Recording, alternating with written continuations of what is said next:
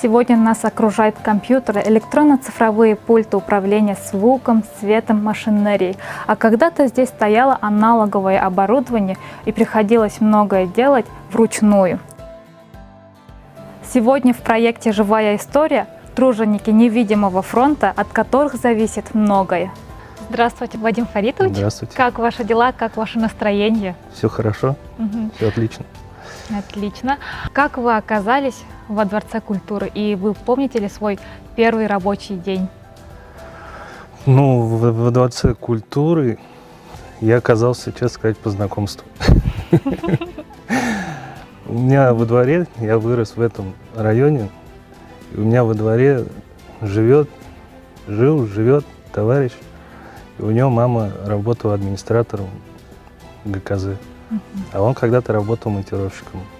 И вот он уволился и предложил мне на его место встать. Я пришел, первый раз у меня, получается, комом вышел, потому что я пришел знакомиться 3 января 1994 года. Захожу я на сцену, тут темно, все, артисты бегают, актеры, свет моргает, музыка играет. И один актер, злодей такой, он мне, на меня, как говорится, там, что ты пришел сюда, почему посторонний на сцене? Ну, я расстроился, такой, думаю, ничего себе, встречают меня. Сел, посидел там, с пожарниками поговорил. Они говорят, не переживай, все нормально. Вот придет человек, сейчас новогодний утренник закончится, и он спустится с галерок. А галерки это наверху. И новогодний утренник закончился, я встретился с этим человеком. Его зовут Вадим Волков, с которым мы до сих пор еще работаем. Да. И вот с ним договорились, и 5 января я пришел, уже написал заявление монтировщиком сцены. Мне было 19 лет. 19 лет. И сколько вы здесь работаете? Ну, с 94 года уже 27. Скоро юбилей. Скоро юбилей. Да. И вы раньше играли в Народном театре. И значит ли это, что вы свою карьеру начали с профессии актера? Или нет? Это немного не так. Мы, монтировщики сцены во всех театрах, в основном, монтировщики сцены, они участвуют в спектаклях, в массовках там. У нас, как говорится, роли без слов. Вот такие были. Массовки, где-то там драки, где-то просто выходили, перемещали декорации, ну, одевали костюмы, там, нас гримировали, все это нормально. И вот, ну, это чисто массовка была, без слов. Самое значимое событие в период работы в ГКЗ?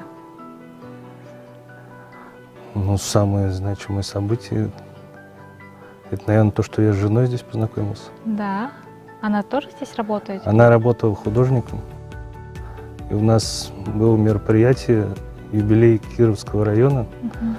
И они на сцене работали, разукрашивали там. У нас был большой торт, типа торта, и они вот разукрашивали там все это. И мы пришли на сцену, и смотрю, она и как-то так вот потихоньку. И мы с ней поженились. Ну, а так, любое событие значимое для меня во дворце. А бывало ли такое, что вы заставляли себя идти на работу? Ну, не знаю. Такого, конечно, может и был, я даже и не вспомню. Но в основном на работу идешь как на праздник. Это здорово. Все равно это второй дом. Что изменилось со времен ДК «Нефтяник»? Именно в техническом плане? Ну, изменилась полностью вся механика сцены. У нас сейчас появился пульт, где можно прописать вплоть до сантиметра, насколько опускается штанкет у нас подъемник, насколько круг поворачивается, на сколько градусов. И в этом плане намного удобнее стало. А раньше было просто тумблеры нажимали, опускали. Вы, получается, работаете со времен Петра Шейна. Как он руководил? Каким он был директором? Как вы его запомнили? Ну, директор он был, конечно, неоднозначный. Где-то и пряник, где-то и кнут. Но в основном он в моей жизни, Петр Александрович Шейн, он большой, как говорится, вклад в мою судьбу, в мою жизнь. Конечно, он сильно повлиял на меня и помог в какой-то степени даже. А у вас случались форс-мажоры? И как вы выходили из таких ситуаций? Форс-мажоры были. Это неожиданно срабатывала пожарная система. И всю сцену заливала просто. Вместе с декорацией, вместе с кулисами. Это во время концерта? Один раз было это перед спектаклем Шейнского. Только я не вспомню, как он назывался. Но прям буквально мероприятие, спектакль сам в 7 часов. И буквально где-то часа в 3-4 срабатывает пожарная система, все заливает, вся сцена мокрая. И тут все прибегают и начинают все отмывать. И вечером спектакль. Успели? Успели. Все было здорово. Какие еще интересные моменты происходили во время работы? Ну, в нашей работе каждый раз интересные моменты. Бывало, Самые вот интересные. да, бывало по несколько мероприятий в день. И с утра, допустим, одно мероприятие, потом нужно быстро-быстро поменять там декорации, станки убрать или наоборот поставить. И начинается уже вечером другое мероприятие. Но бывало и такое, что несколько раз мы и ночью оставались, и ночами работали, и потом с утра опять на работе. Вот. Работа, конечно, такая интересная, ну, и бывает сложная. Вадим Фаритович, каковы ваши пожелания в юбилейном году коллективу ГКЗ «Башкортостан»? Ну, я хочу пожелать, конечно, коллективу ГКЗ «Башкортостан» побольше единства, побольше всем взаимопонимания, сил и творческих успехов.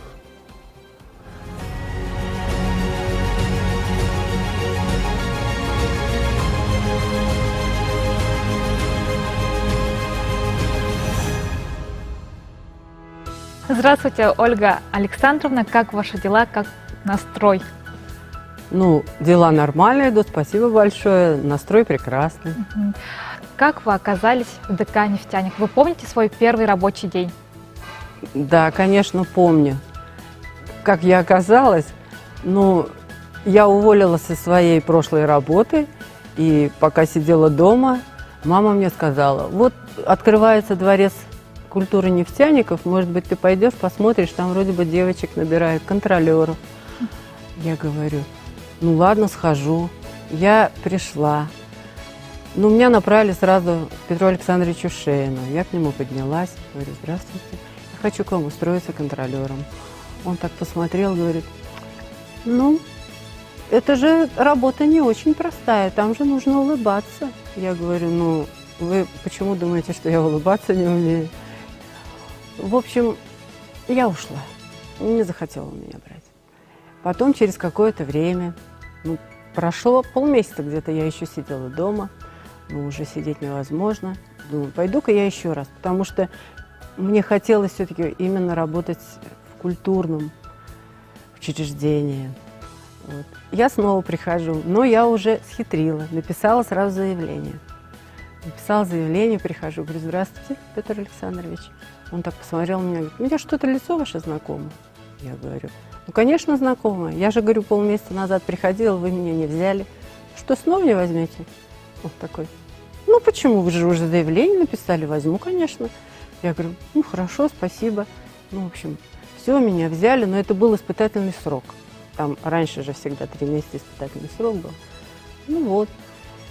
Я поработала где-то здесь около 3 месяцев. Ну, в это время нас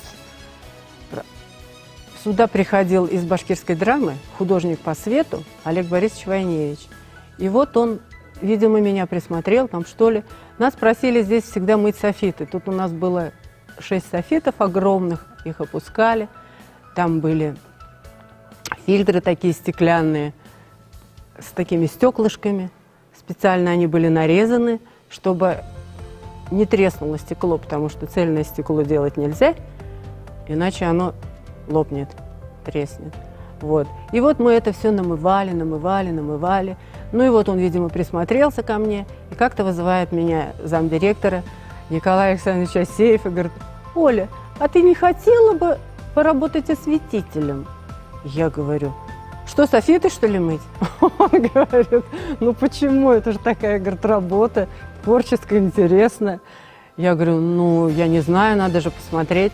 И вот мой бывший еще до Владимира Владимировича Алексеева начальник Роман Махмутьянов позвал меня. Старт 120.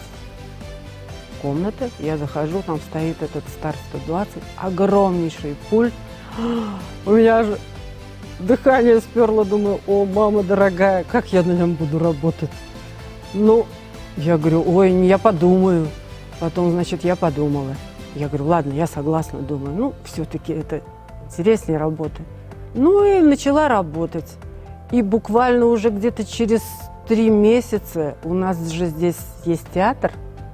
Он сейчас народный театр, 3-е поколение имени Петра Александровича Шейна. Вот. Они как раз в то время снимали, репетировали этот спектакль, 3-е поколение. Ну и вот, это был мой самый первый спектакль, где меня всему обучил, кстати, вот свету, все как работать за пультом, все. Олег Борисович Войневич, вот как раз этот самый художник по свету. Вот. И как раз перед самым началом спектакля его нет и нет, нет и нет, нет и нет. Петр Александрович звонит 5 минут до начала спектакля. Оля, Войневич пришел. Я говорю: Петр Александрович, никого нет, я боюсь. Он говорит: так, не бойся. И все, начался спектакль, а он был сложнейший. Там было все в точках, и это нужно было все. А пульт аналоговый, ручки, нужно, там было всего 4 программы. На каждой, там, значит, переключатели стояли латеры, это лабораторные автотрансформаторы, которые переключали с программы на программу. Это нужно было на 4 программах сразу набирать свет, партитура световая, ты смотришь бумажку, набираешь, сцена прошла, ты убираешь, все набираешь по новой. И еще стояли эти нерегулируемые у нас пульты, НРы, да. И там нужно было щелкать еще. И я думала: все. Это был кошмар просто какой-то. Я просто дрожала. Но когда закончился спектакль, я выхожу, а Войневич сидит вот здесь на последнем ряду. И я говорю: Олег Борисович, вы что, здесь были? Он говорит: да, я здесь был. Молодец, ты не сделала ни одной ошибки. Я: ну как это так? Так же нельзя, говорю, делать. Он говорит: а как еще? Я говорю: вы бросили меня под танки. Он говорит: только так можно чему-то научиться. Ну и вот с этого началась моя работа. Можно сказать, через 3 месяца я уже проводила вот этот сложный спектакль. Ну, вот так вот я и пришла. Так началась моя трудовая деятельность. А у вас были, кроме этого, такие же форс-мажорные моменты, и как вы из этого выходили? Еще был один форс-мажор. Это когда к нам приехали артисты из Пакистана. И в этот день я была одна, даже Ромы не было, моего начальника. Я думаю, что делать? Во-первых, там язык, нужно знать хотя бы английский. Вот. Что я делаю? А у меня сестренка моя Вера. Она училась как раз в БГУ на романо-германской филологии и изучала английский язык. Я ей звоню, говорю: Вера, давай вручай. Она, значит, пришла, помогала мне здесь все. У нас раньше вот эти порталы, они также висят сейчас. Вот я давай лазить на нем. Она мне подавала ручки с пульта. Я все это направляла, делала этот цвет. А там пришел такой дядя в белых одеждах такой, сел вот так нога на ногу положил и давай что-то говорить на английском. Я говорю, Вера, переводи. Ну, в общем, мы кое-как справились. Потом он кричит, мало света, мало света. Я думаю, ну что делать, у меня уже весь свет дан. Я там что-то делаю ручками, ничего не даю, просто их двигаю. Он говорит, о, хорошо, вот сейчас нормально, вот сейчас это как обычно бывает. Вот, сделала, значит, провели этот спектакль. Он даже, представляете, подарил нам сандаловые бусы и малахитовую маленькую такую шкатулочку, да. Вот, ему очень понравилось, он сказал большое спасибо. Потом даже подходили ко мне, те, кто смотрел этот концерт, говорили, ой, это там что-то сделала, там у тебя такие облака что-то плавали, еще что-то. Я говорю, да, серьезно? Я говорю, ничего такого не делала. Но люди там что-то увидели. Ну, из того, что раньше было, было нормально сделано. И, видимо, людям понравилось. Ну, и ему тоже понравилось. Раз даже мы получили кое-какие подарочки. Ну, в общем, вот так вот. Тоже было очень сложно, конечно, когда ты совсем одна. Сейчас-то нас очень много. А тогда я была одна, и это было... А как вы готовили световые картины? Какие нюансы были? Может, какие-то сложности свои? Да, особо не было сложностей. Ну как, раньше, это сейчас вот уже можно любой цвет поставить на фонарь. Типа автоматически там мальчишки переключают. А раньше это было очень, ну как, ну было это интересно. Допустим, направляли свет, ставили туда фильтры, куда, ну в общем, если нужно было, особенно вот на утреннике. Там же сказка, вот мы кругом делали этот цвет. Все делали сами. У нас вот был выносной софит, там вообще стояли такие немецкие прожектора. И чтобы поменять лампу в этом прожекторе, нужно было разобрать вообще его весь, этот прожектор. Вот. Но было интересно работать. И на сцене мы все ставили. Вот сейчас все висит по верхам, а раньше мы все на планшет ставили. И прожектора, и прострелы. Вот эти вот сейчас башни висят у нас, а раньше такого не было. Было только 3 плана прострельных, и все. Ну, в общем, я не скажу, что прям было очень трудно. Трудно было, конечно, на репетициях, вот, допустим, на тех же спектаклях. Это было очень долго. Приходилось очень долго сидеть за пультом. Он был не очень удобный, он был вот такой огромный, прям на нем иногда приходилось лежать. Но он был большой, приходилось с этой стороны на другую сторону бегать. Все это переключать, единственное, вот это была трудность. Вот, когда был этот пульт. Но я его так любила, когда его убирали, представляете, я даже плакала. Мне было его так жалко. Потом уже поставили компьютерный пульт Ягуар. Но с Ягуаром, с компьютерами я дружу не очень, поэтому как раз когда убирали мой пульт любимый, в это время пришел Дима Суслов, и вот он мне помогал тоже разбираться с этим Ягуаром. Мы вместе, я его учила, как со светом, как направлять там все, а он меня обучал вот этим компьютерным делам. Ну и еще очень долго я работала за этим пультом. Ну, потом дополнительно еще у нас появился, кроме этого пульта, появился еще компьютер, уже головы повесили, это движущиеся. Вот. И мальчик у нас работал там, который управлял этими головами. Я проработала за пультом очень долго, где-то лет 25 это точно. И немножко, конечно, уже подустала. Потом пришло очень много молодых мальчиков. И я так подумала, думаю, ну, наверное, надо место уступить. Уступила место и пошла работать на пушку. Ну, там, с одной стороны, полегче, конечно. Не нужно сидеть целый день, там, строить вот эти программы, все. С другой стороны, там, конечно, децибелы дают о себе знать. Но ничего, я справляюсь. Вставляю беруши. И нормально. Правда, немножечко не за. Там такая вибрация идет. Ничего, я привыкаю. После второй песни уже все нормально. Между концертами того времени и современными концертами есть различия, отличия именно по световой части? Ну, конечно, есть. Даже уже, как говорится, раньше же было все по-другому, не было вот этих движущихся всех. Но у нас были такие большие 3-киловаттные прожектора, на которые ставились приставки, подключались к прожектору, и там были тучи, крутились, там вот всякие кругляшки, всякий серпантин. Было, кстати, тоже очень красиво, нам очень нравилось. Вот. А сейчас же это все делается такие, сейчас же уже у нас интеллектуальные прожектора. Там на них можно узнать, и сколько лампа уже, когда ее менять нужно, сколько у нее ресурс и прочее. Вот. А раньше этого ничего не было. Но я так скажу, что для меня раньше интереснее было работать. Почему? Ну, не знаю, потому что мы больше всего этого делали. Как-то, когда я была за пультом, я обдумывала, что, как, куда, чего. И художник по свету, конечно, помогал.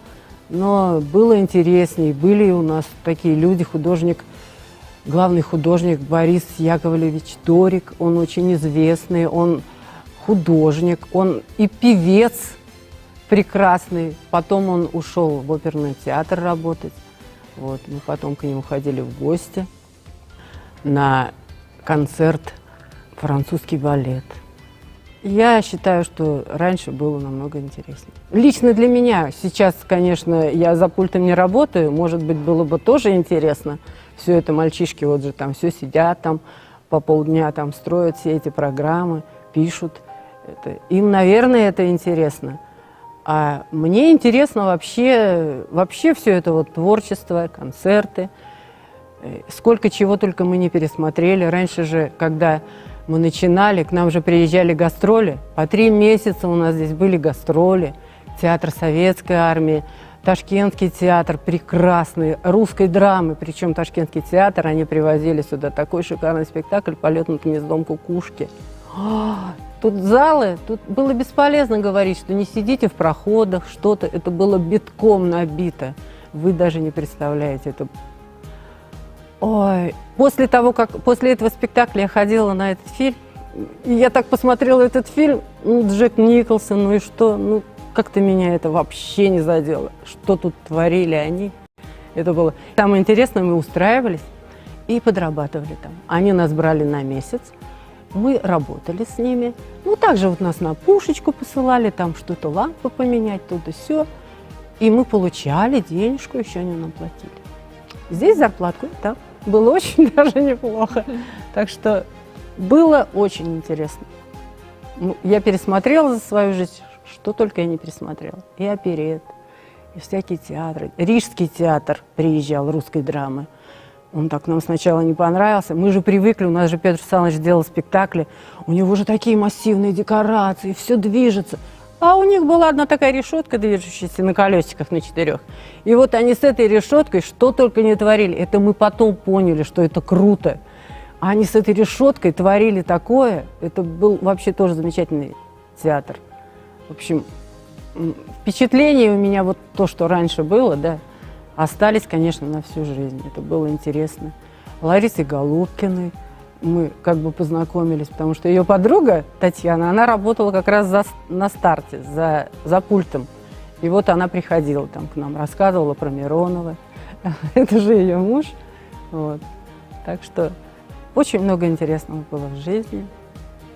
Ваши пожелания коллективу ККЗ Башкортостан? Ну что я могу пожелать нашему коллективу? Процветания, побольше прекрасных концертов. И, конечно, всем работникам здоровья, огромного здоровья в наше нелегкое время.